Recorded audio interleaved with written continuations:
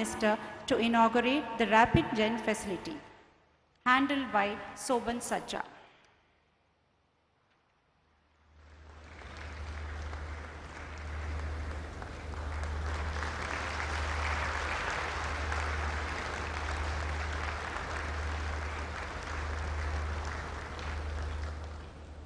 Thank you very much, sir. Ladies and gentlemen, the most awaited moment of the ceremony is here. I now have the honor to invite our Honorable Prime Minister, Shri Narendra Modi ji, to address the gathering.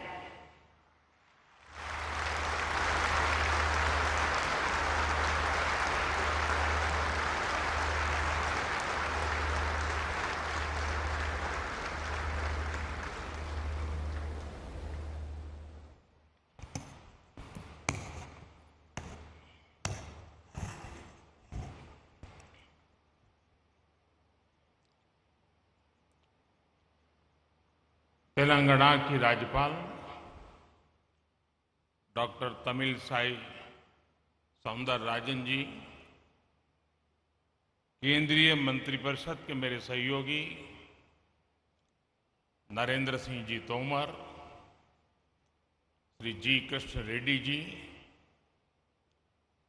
ICRISAT की director general और online माध्यम से देश विदेश से, खासकर अफ्रीकी देशों से जुड़े महानुभाव, यहाँ उपस्थित देवियों और सज्जनों, आज वसंत पंचमी का पावन पर्व है। आज हम ज्ञान की देवी मां सरस्वती की पूजा करते हैं। आप सभी जिस क्षेत्र में हैं, उसका आधार ज्ञान, विज्ञान, इनोवेशन, इन्वेंशन ही है। और इसलिए वसंत पंचमी के दिन इस आयोजन का एक विशेष महत्व हो जाए। आप सभी को गोल्डन जुबिली सेलिब्रेशन की बहुत बहुत बधाई।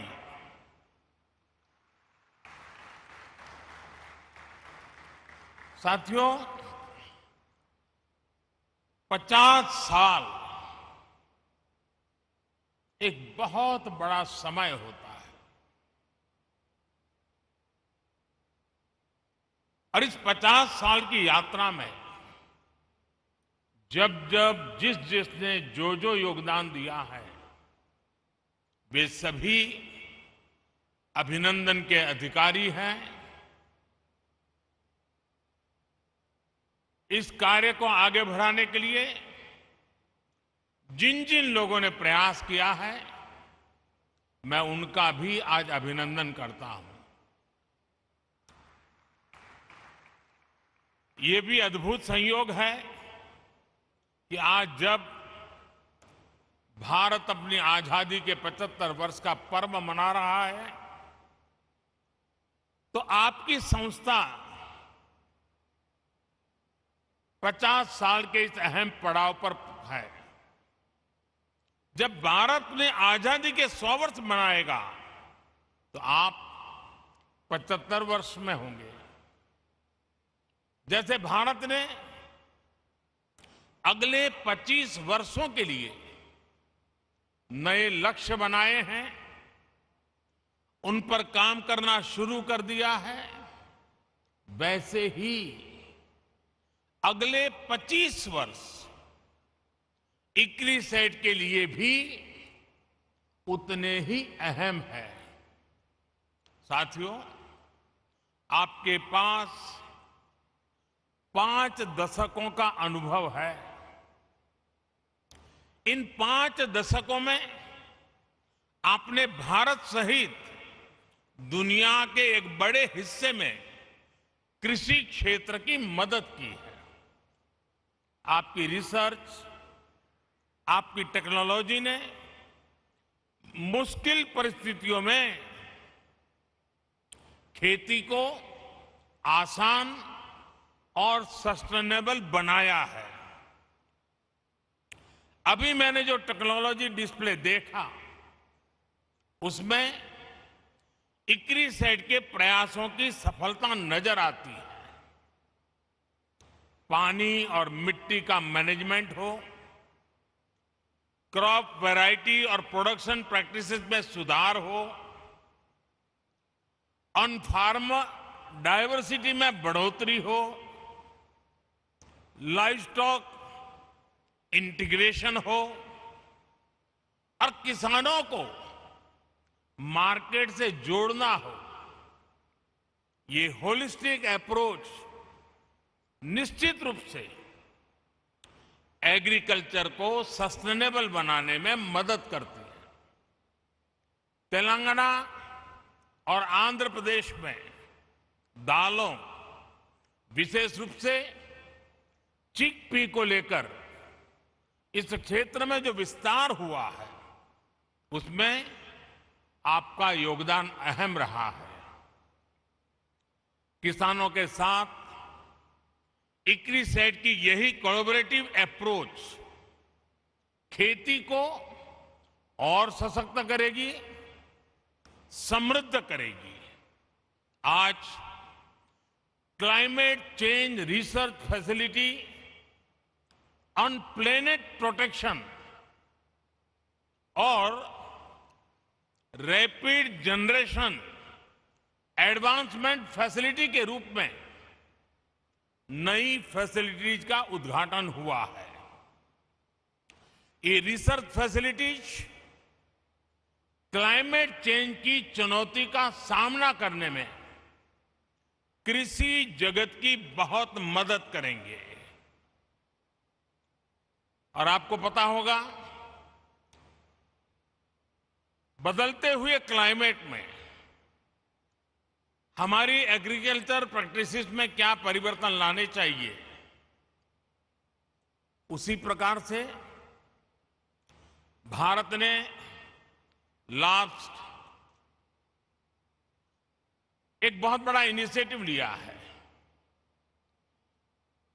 कि क्लाइमेट चेंज के कारण जो परिस्थितियां पैदा हुई हैं, नेचुरल कैलेमिटीज आती है, उसमें मानव मृत्यु की चर्चा तो सामने आती है, लेकिन इंफ्रास्ट्रक्चर का जो नुकसान होता है वो पूरी व्यवस्थाओं को चरमरा देता है। और इसलिए भारत सरकार ने क्लाइमेट रेजिस्टेंस वाले इंफ्रास्ट्रक्चर के लिए उस पर चिंतन मनन और योजनाएं बनाने के लिए ग्लोबल लेवल के इंस्टीट्यूट को जन्म दिया है। आज वैसा ही एक काम इस एग्रीकल्चर सेक्टर के लिए हो रहा है। आप सब अभिनंदन के अधिकारी हैं। साथियों, क्लाइमेट चेंज वैसे तो दुनिया की हर आबादी को प्रभावित करता है, लेकिन इससे सबसे ज्यादा प्रभावित लोग वो होते हैं जो समाज के आखिरी पायदान पर होते हैं, जिनके पास रिसोर्सेज की कमी है, जो विकास की सीढ़ी में ऊपर चढ़ने के लिए मेहनत कर रहे हैं। इनमें बड़ी संख्या में हमारे छोटे किसान हैं और भारत में 80-85% किसान छोटे किसान हैं। हमारे छोटे किसान क्लाइमेट चेंज की बात उनके लिए बहुत बड़ा संकट बन जाती है। इसलिए भारत ने क्लाइमेट चैलेंज से निपटने के लिए दुनिया से इस पर विशेष ध्यान देने का आग्रह किया है। भारत ने 2070 तक 2070 तक नेट जीरो का टारगेट तो रखा ही है। हमने life mission, lifestyle for environment, इस लाइफ मिशन की जरूरत को भी हाईलाइट किया है। उसी प्रकार से pro planet people, pro planet people एक ऐसा मूवमेंट है जो क्लाइमेट चैलेंज से निपटने के लिए हर कम्युनिटी को, हर इंडिविजुअल को क्लाइमेट रिस्पॉन्सिबिलिटी से जोड़ता है। ये सिर्फ बातों तक सीमित नहीं है, बल्कि भारत सरकार के एक्शंस में भी ये रिफ्लेक्ट होता है। बीते सालों के प्रयासों को आगे बढ़ाते हुए इस साल के बजट में क्लाइमेट एक्शन को बहुत अधिक प्राथमिकता दी गई है। ये बजट हर स्तर पर, हर सेक्टर में ग्रीन फ्यूचर के भारत के कमिटमेंट्स को प्रोत्साहित करने वाला है। साथियों, क्लाइमेट और दूसरे फैक्टर्स के कारण भारत की एग्रीकल्चर के सामने जो चुनौतियां हैं, उनसे निपटने में भारत के प्रयासों से आप सभी एक्सपर्ट, साइंटिस्ट, टेक्नीशियंस भली भांति परिचित हैं। आप में से ज्यादातर लोग ये भी जानते हैं कि भारत में 15 एग्रो क्लाइमेट जोन्स हैं। हमारे यहां वसंत, ग्रीष्म, वर्षा, शरद, हेमंत और शिशिर, ये 6 ऋतुएं भी होती हैं। यानी हमारे पास एग्रीकल्चर से जुड़ा बहुत विविधता भरा और बहुत प्राचीन अनुभव है। इस अनुभव का लाभ विश्व के अन्य देशों को भी मिले, इसके लिए इक्रिसेट जैसे संस्थाओं को भी अपने प्रयास बढ़ाने होंगे। आज हम देश के करीब 170 डिस्ट्रिक्ट्स में ड्राउट प्रूफिंग के समाधान दे रहे हैं। क्लाइमेट चैलेंज से अपने किसानों को बचाने के लिए हमारा फोकस बैक टू बेसिक और मार्च टू फ्यूचर दोनों के फ्यूजन पर है। हमारा फोकस देश के उन 80% से अधिक छोटे किसानों पर है जिनको हमारी सबसे अधिक जरूरत है। इस बजट में भी आपने नोट किया होगा कि नेचुरल फार्मिंग और डिजिटल एग्रीकल्चर पर अभूतपूर्व बल दिया गया है। एक तरफ हम मिलेट्स, मोटे अनाज का दायरा बढ़ाने पर फोकस कर रहे हैं, केमिकल फ्री खेती पर बल दे रहे हैं, तो वहीं दूसरी तरफ सोलर पंप से लेकर किसान ड्रोन्स तक की खेती में आधुनिक टेक्नोलॉजी को प्रोत्साहित कर रहे हैं। आजादी के अमृतकाल यानी आने वाले 25 वर्ष के लिए एग्रीकल्चर ग्रोथ के लिए हमारे विजन का ये बहुत अहम हिस्सा है। साथियों, बदलते हुए भारत का एक महत्वपूर्ण पक्ष है डिजिटल एग्रीकल्चर। यह हमारा फ्यूचर है और इसमें भारत के टैलेंटेड युवा बहुत बेहतरीन काम कर सकते हैं। डिजिटल टेक्नोलॉजी से कैसे हम किसान को एम्पावर कर सकते हैं, इसके लिए भारत में प्रयास निरंतर बढ़ रहे हैं।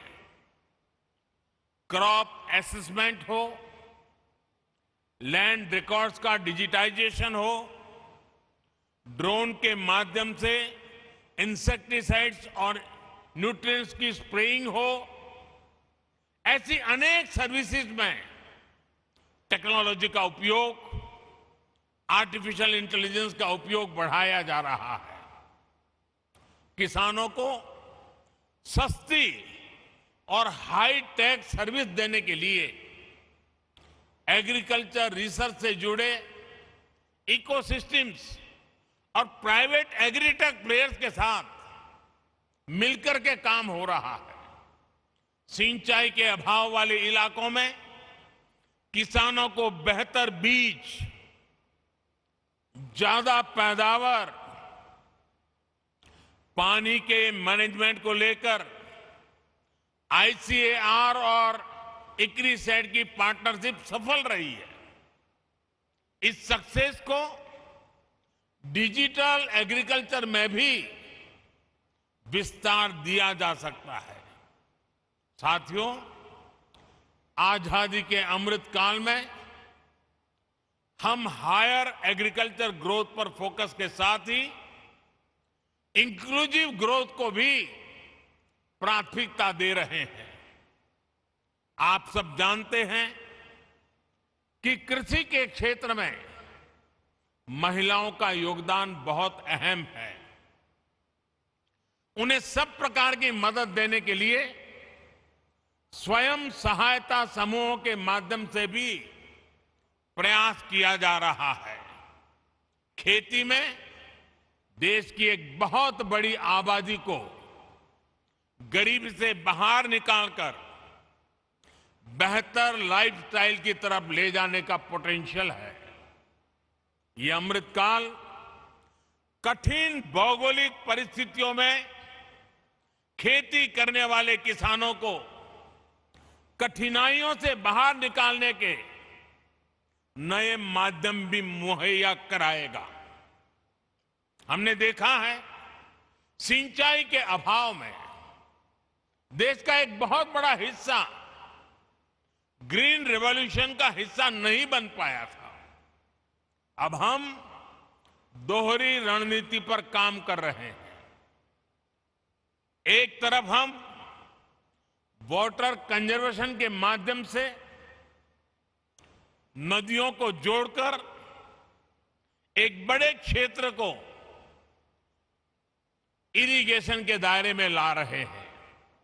और अभी जब मैं प्रारंभ में यहां के सारे अचीवमेंट्स को देख रहा था तो उसमें बुंदेलखंड में किस प्रकार से पानी के प्रबंधन को और पर ड्रॉप मोर क्रॉप के मिशन को सफल करने के लिए कैसे सफलता पाई है, उसका विस्तार से वर्णन मेरे सामने साइंटिस्ट कर रहे थे।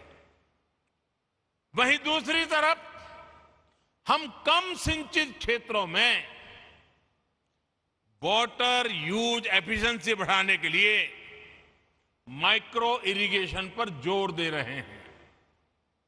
जिन फसलों को पानी की जरूरत कम होती है और जो पानी की कमी से प्रभावित नहीं होती, उन्हें भी आधुनिक वैरायटी के विकास से प्रोत्साहन दिया जा रहा है। खाने के तेल में आत्मनिर्भरता के लिए जो नेशनल मिशन हमने शुरू किया है, वो भी हमारी नई अप्रोच को दिखाता है। आने वाले 5 सालों में हमारा लक्ष्य पाम ऑयल एरिया में 6.5 लाख हेक्टेयर की वृद्धि करने का है। इसके लिए भारत सरकार किसानों को हर स्तर पर मदद दे रहा है। तेलंगाना और आंध्र प्रदेश के किसानों के लिए भी ये मिशन बहुत लाभकारी होगा। मुझे बताया गया है कि तेलंगाना के किसानों ने पाम ऑयल की प्लांटेशन से जुड़े बड़े लक्ष्य रखे हैं। उनको सपोर्ट करने के लिए केंद्र सरकार हर संभव सहायता देगी। साथियों, पिछले कुछ वर्षों में भारत में पोस्ट हार्वेस्ट इंफ्रास्ट्रक्चर को भी मजबूत किया गया है। हाल के वर्षों में 35 मिलियन टन की कोल्ड चेन स्टोरेज कैपेसिटी तैयार की गई है। सरकार ने जो 1 लाख करोड़ रुपए का एग्रीकल्चर इंफ्रास्ट्रक्चर फंड बनाया है, उसकी वजह से भी पोस्ट हार्वेस्ट इंफ्रास्ट्रक्चर का तेजी से विकास हुआ है। आज भारत में हम एफपीओस और एग्रीकल्चर वैल्यू चेन के निर्माण पर भी बहुत फोकस कर रहे हैं। देश के छोटे किसानों को हजारों एफपीओस में संगठित करके हम उन्हें एक जागरूक और बड़ी मार्केट फोर्स बनाना चाहते हैं। साथियों, भारत के सेमी एरिड क्षेत्रों में काम करने का इक्रिसेट के पास एक रिच एक्सपीरियंस है। इसलिए सेमी एरिड क्षेत्रों के लिए हमें मिलकर किसानों को जोड़कर सस्टेनेबल और डाइवर्सिफाइड प्रोडक्शन सिस्टम का निर्माण करना होगा। अपने अनुभवों को ईस्ट और साउथ अफ्रीका के देशों के साथ शेयर करने के लिए एक्सचेंज प्रोग्राम भी शुरू किया जा सकता है। हमारा लक्ष्य सिर्फ अनाज का प्रोडक्शन बढ़ाना ही नहीं है। आज भारत के पास सरप्लस फूड ग्रेन है, जिसके दम पर हम दुनिया का इतना बड़ा फूड सिक्योरिटी प्रोग्राम चला रहे हैं। अब हम फूड सिक्योरिटी के साथ साथ न्यूट्रिशन सिक्योरिटी पर फोकस कर रहे हैं। इसी विजन के साथ बीते 7 सालों में हमने अनेक बायो फोर्टिफाइड वैरायटीज का विकास किया है। अब अपनी खेती को डाइवर्सिफाइड करने के लिए अपने सूखा प्रभावित क्षेत्रों में अधिक उत्पादन के लिए बीमारियों और कीटों से अधिक सुरक्षा देने वाली रिजिलिएंट वैरायटीज पर हमें ज्यादा से ज्यादा काम करना है। साथियों, इक्रिसेट, आईसीएआर और एग्रीकल्चर यूनिवर्सिटी के साथ मिलकर एक और इनिशिएटिव पर काम कर सकता है। एक क्षेत्र है बायोफ्यूल का। आप तो स्वीट सोरगम उस पर काम करते रहे हैं। आप ऐसे बीज तैयार कर सकते हैं जिससे सूखा प्रभावित किसान या कम जमीन वाले किसान अधिक बायोफ्यूल देने वाली फसलें उगा सकें। बीजों की प्रभावी डिलीवरी कैसे हो, उनके प्रति विश्वास कैसे पैदा हो, इसको लेकर भी मिलकर हम सबको साथ मिलकर के काम करने की जरूरत है। साथियों, मेरा विश्वास है कि आप जैसे इनोवेटिव माइंड्स की मदद से, पीपल्स पार्टिसिपेशन से और सोसाइटी के कमिटमेंट से हम एग्रीकल्चर से जुड़ी तमाम चुनौतियों पर विजय प्राप्त कर पाएंगे। भारत और दुनिया के किसानों का जीवन बेहतर बनाने में आप ज्यादा समर्थ हो, बेहतर से बेहतर टेक्नोलॉजिकल सॉल्यूशन देते रहें। इसी कामना के साथ एक बार फिर इक्रिसेट को इस महत्वपूर्ण पड़ाव पर उनके भव्य भूतकाल का अभिनंदन करते हुए, उज्जवल भविष्य की कामना करते हुए, देश के किसानों की आन बान शान के रूप में आपका ये पुरुषार्थ काम आए, इसीलिए मेरी बहुत बहुत शुभकामनाएं, बहुत बहुत बधाई। धन्यवाद।